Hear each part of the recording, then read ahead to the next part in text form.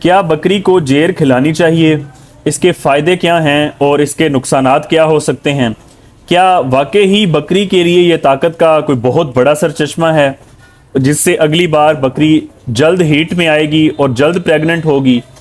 اگر نہیں کھلانی چاہیے تو بکری خود کیوں کھاتی ہے؟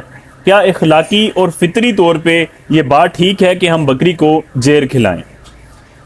بسم اللہ الرحمن الرحیم۔ السلام علیکم ناظرین، میں ہوں ڈاکٹر نعمان علی اور آپ کی خدمت میں ایک نئے سیشن کے ساتھ حاضر ہوں۔ جیر کے حوالے سے جانوروں میں خاص طور پہ بکری میں بہت سارے سوال پوچھے جاتے ہیں۔ یہ سوال سب سے زیادہ لوگوں نے تب ہم سے پوچھے جب گجر صاحب ہیں، فرحان گجر صاحب، ان کی طرف سے یوٹیوب چینل پہ یہ ویڈیو اپلوڈ کی گئی اور جس میں جیر کھلانے کے بہت سارے فائدے بتائے گئے، جس میں انہوں نے بتایا کہ یہ بہت ہی طاقت کا بڑا سرچشمہ ہے اور بکری اگلی بار جلد ہیٹ پہ آئے گی، جلد پریگننٹ ہوگی، صحت اچھی رہے گی، موڈ اچھا ہوگا، درد میں کمی ہوگی، اس طرح کے فائدے بتائے گئے۔ اس کے بعد اسی بات کو ٹاپک بنایا گیا ڈاکٹر تحسین کی طرف سے، جو کہ جن کا پیج ہے، یوٹیوب چینل ہے اسلام آباد لائف سٹاک یا اسلام آباد گوٹ فارم کے نام سے، تو انہوں نے بھی اس پہ بات کی۔ تو اب ہم بات کرتے ہیں کہ کیا واقعی ہی یہ اتنا فائدہ مند ہے یا نہیں۔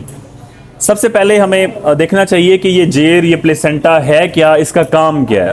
تو یہ جو بچہ ہے اس کے ارد گرد ایک جھلی کا نام ہے، ایک میمبرینز ہیں، ایک گوشت کا ایک لوتھڑ ہے جو کہ بچہ دانی کے اندر والی لیئر ہے، اور جو بچہ ہے اس کو خوراک کا جو ٹرانسفر ہوتا ہے وہ اسی جیر پلیسنٹا کے ذریعے ماں کی طرف سے ہوتا ہے، اور یہ اسی جیر کے اندر، اسی پلیسنٹا کے اندر کچھ ہارمونز ہیں جن کی پروڈکشن یہ جیر کرتی ہے۔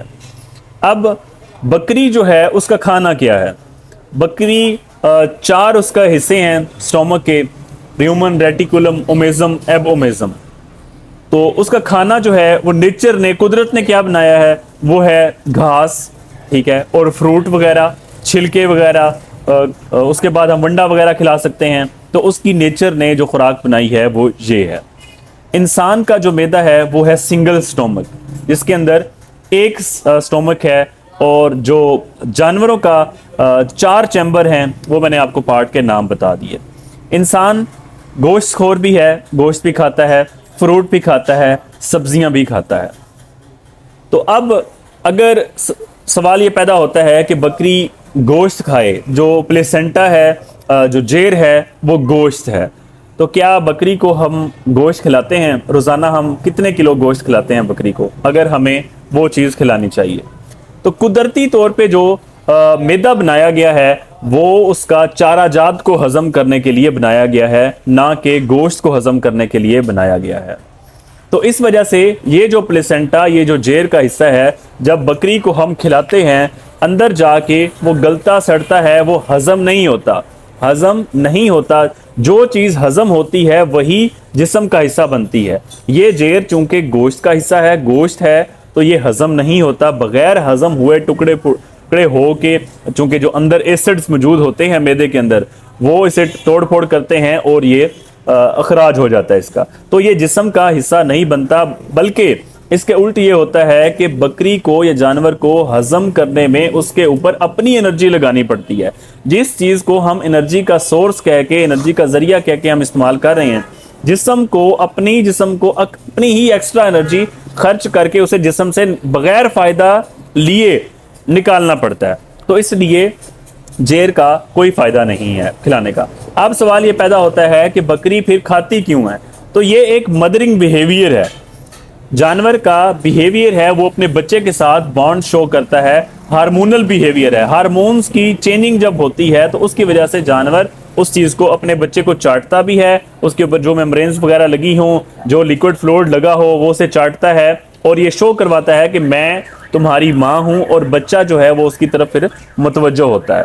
تو یہ ایک قدرتی طور پہ ہارمونل چینجز ہیں جو قدرت نے بنائی ہیں۔ پھر اس کے اوپر ایک اور بات بھی کی جاتی ہے، جو یہ ہے کہ جنگلی جانور جو ہوتے ہیں وہ جیر کو جلد از جلد کھا لیتے ہیں، اور جو فلوئڈ وغیرہ ہوں وہ ان سب کو چاٹ لیتے ہیں بچے کو، تاکہ جو جنگلی درندے ہیں ان کے طرف جو ہے وہ سمیل نہ پہنچے، اور سمیل پہنچنے سے پہلے وہ اس چیز کو کھا لیتے ہیں، تاکہ ان کے بچوں کو کوئی جنگلی جانور ہے نقصان نہ پہنچائے۔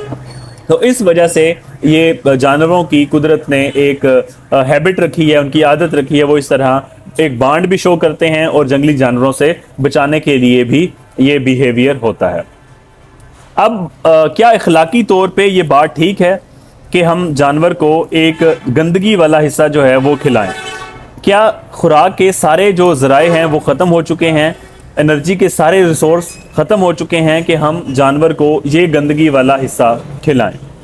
ठीक है, तो जब बकरी बच्चा दे उसको एनर्जी की बहुत ज़्यादा ज़रूरत है। इस वक्त हम उसे दूध पिला सकते हैं, शक्कर खिला सकते हैं, गुड़ खिला सकते हैं, शीरा खिला सकते हैं, गंदम खिला सकते हैं, ग्लाइसरोल पिला सकते हैं, चोकर खिला सकते हैं। एनर्जी के हज़ार रिसोर्सेज हैं जिनका हम इस्तेमाल इस वक्त कर सकते हैं।